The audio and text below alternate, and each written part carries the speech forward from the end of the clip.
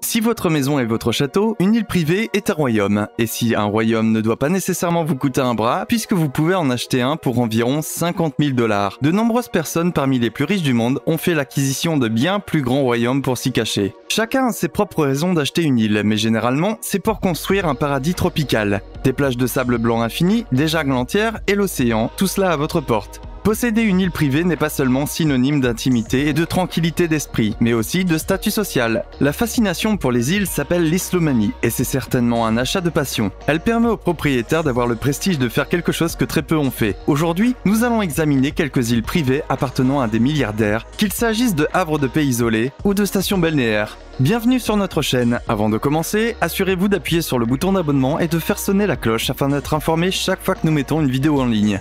Richard Branson, Necker Island et Mosquito Island. Le PDG du groupe Virgin possède un portefeuille impressionnant de maisons, de yachts et d'avions. Mais pourquoi s'arrêter là? Quand on a une fortune de 4,1 milliards de $, on a le droit de s'offrir un peu plus de confort. Necker Island est une île de 74 hectares dans les îles Vierges britanniques et elle lui appartient entièrement. Il s'agit peut-être d'une île privée, mais elle fonctionne comme un complexe de luxe pouvant accueillir jusqu'à 30 personnes. Mais si votre famille est plus nombreuse et que vous souhaitez emmener tout le monde, ne vous inquiétez pas. L'île voisine de Mosquito Island appartient également à Branson et peut accueillir 16 personnes. Il a acheté l'île à l'âge de 28 ans, 6 ans seulement après avoir créé le groupe Virgin. Il lui a fallu 3 ans et 10 millions de $ pour la transformer en une île paradisiaque. Le complexe est doté des meilleurs matériaux que l'on puisse acheter, et vous trouverez des tapis indiens, des œuvres d'art sur mesure, des bois rares du Brésil et des antiquités disséminées dans le complexe.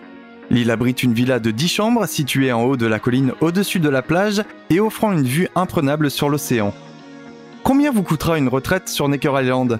Seulement 102 000 $ par jour. Je veux dire, vous avez une île entière pour vous. Mais ce prix comprend également toutes les commodités, y compris un chef personnel et une équipe de 100 personnes. Sans oublier les boissons à volonté. Mais il n'y a pas que le luxe et les plaisirs de l'île. Necker Island est alimentée par un grand nombre de panneaux solaires et elle s'efforce d'être entièrement alimentée par des énergies renouvelables. Elle fonctionne actuellement à 80% d'énergie renouvelable. Larry Ellison, l'île de Lanai. Le milliardaire d'Oracle, Larry Ellison, a fait de cette île sa maison, mais c'est après l'avoir transformée en éco-utopie. Il a acheté 98% de l'île de Lanai en 2012 et a déboursé la somme de 300 millions de $ pour 90 000 hectares. Cette petite île hawaïenne, en forme d'apostrophe, offre une multitude d'expériences aux explorateurs. Tout y est possible, de l'exploration culinaire et patrimoniale à la plongée sous-marine et au mountain tubing.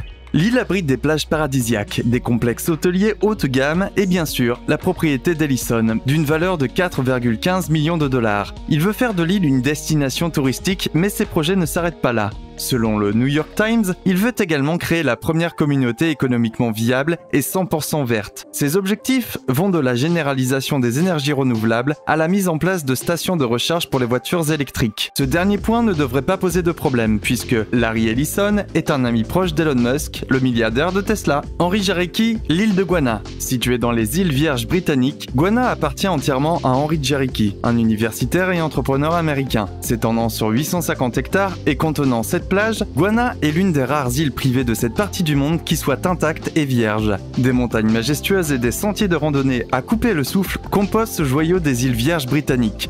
Il n'y a pas de bar public, pas de marina ou d'autres installations commerciales sur l'île.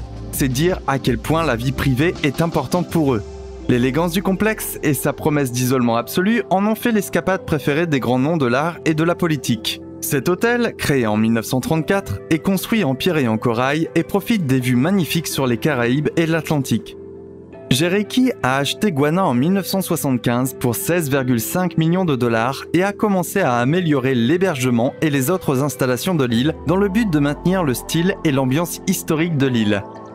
Sa passion pour la conservation l'a également amené à mettre en place un programme de restauration pour protéger la flore et la faune de toute l'île. Tout ce que vous mangez ici provient des vergers de l'île et des chefs formés à l'international préparent chaque repas en prêtant attention aux moindres détails.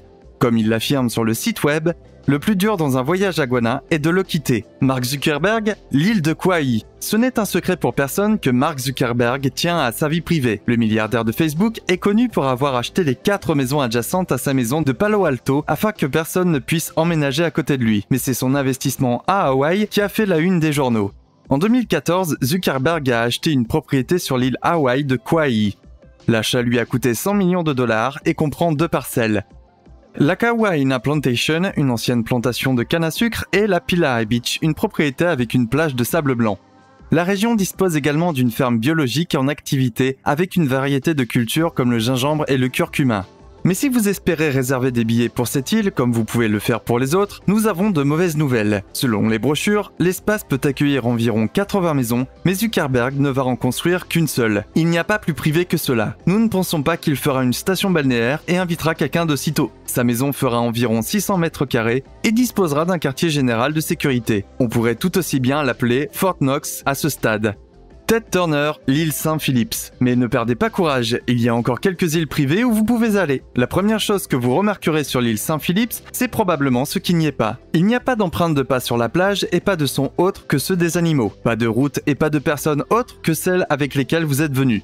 Des milliers de coquillages parsèment le sable car personne n'en a emporté. Des coquilles d'huîtres, certaines aussi longues que votre main, reposent sans être dérangées, se prélassant au soleil.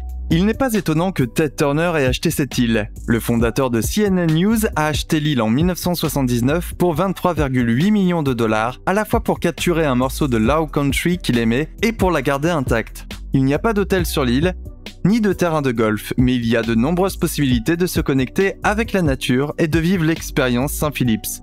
Turner a tracé une poignée de sentiers pour explorer l'île et a entrepris de restaurer la population animale de l'île. L'île ne compte pour l'instant que 2 maisons, un chalet de gardien et la maison de Turner qui compte 4 chambres.